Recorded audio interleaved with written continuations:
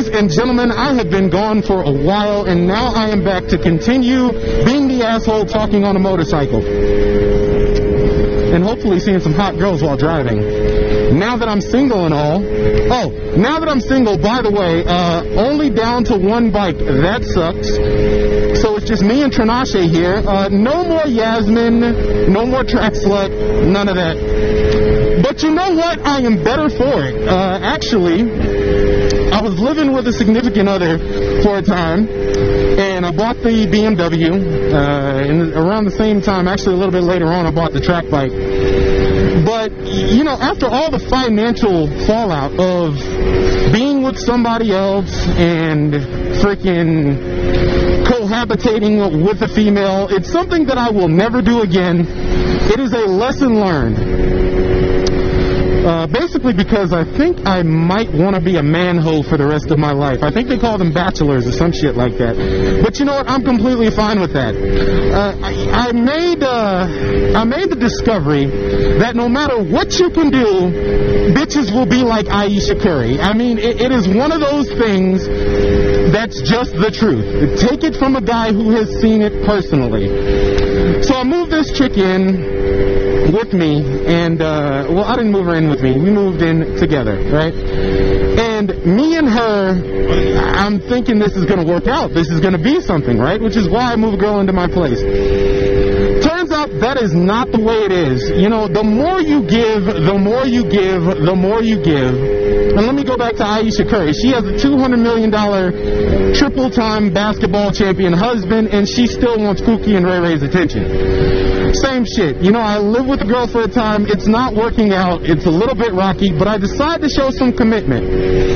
The girl says she wants to go back to grad school, right? And me being the nice guy that I am, I say, you know what? Let me be a real man. You can move in. I bought a house, by the way. And I'm like, you know what? You can go ahead. You can move in. I will pay all the bills. I just want you to focus on grad school. I want to do that. I want to show some commitment. And then, lo and behold, you find her texting another dude in her phone. Sad face. You know, sad face, sad face, sad face. You know, it's, and you know, I asked her about it, confronted the girl. She actually gave me the Ayesha Curry reasoning. She wanted some other attention from dudes. According to her, she didn't do anything. She just wanted attention from other dudes because I wasn't showing her enough attention, and I had females apparently showing me attention just because I have female friends. She didn't even ask the sexual orientation, which was actually really funny. She caught me sending boobs to a lesbian, and it was all of a sudden bad. She actually completely skipped over the 15 other dudes that got the picture and picked out one girl in a group message full of dudes where I sent like some tits on a meme. Thought it was pretty funny.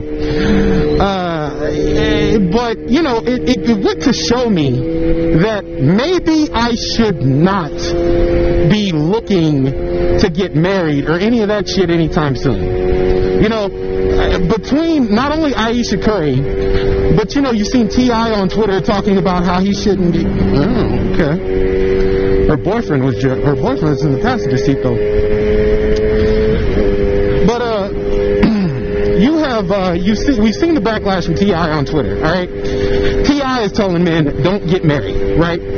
So if T.I. is telling men, don't get married, Steph Curry's wife is looking for Pookie, Ray Ray, Chad, and Tyrone to knock her walls down. Why the fuck would I get married? And that's pretty much where I am right now after a fucking really shitty breakup.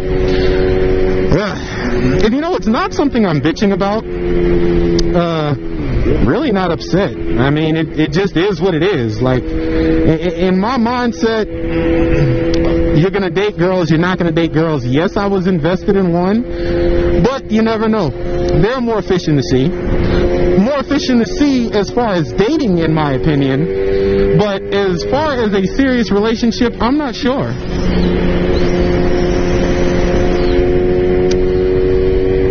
I'm not sure how that would go for me. Not at all.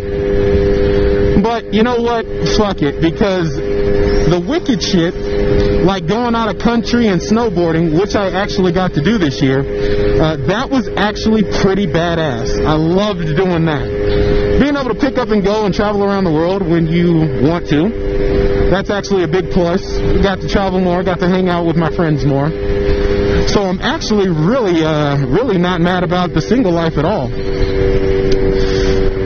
It's just really new to me. I've always been actually more of a relationship guy. And it's actually kind of weird because I dated the same girl pretty much from when I started college to a couple of years after I ended college. And that one ended with kind of a similar story, to be honest with you. So I dated this girl for the longest time when I was a broke-ass college student slanging pipe. I guess that was cool enough. But there was that off time where I decided to ask her to move in with me, to marry me, to do all that wifey shit. Oh, and by the way, she didn't have to work. This was before I bought, bikes all over everywhere and houses and shit. I just had the money to do it then. Take care of a chick, that is. And she told me no. So, I mean, this has actually happened to me twice where I actually showed commitment and got bit in the ass.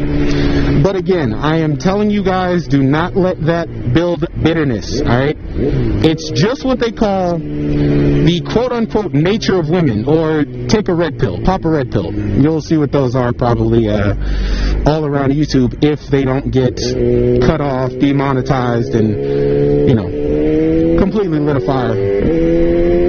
Book burning, as they call it. Anyways, ladies and gentlemen, I am done bitching about what happened in my life for this episode. Trust me, I will be back and I will bitch about something else later on. You're free to tune in if you like. Or not. Who gives a fuck? It's not like I'm doing this for cash.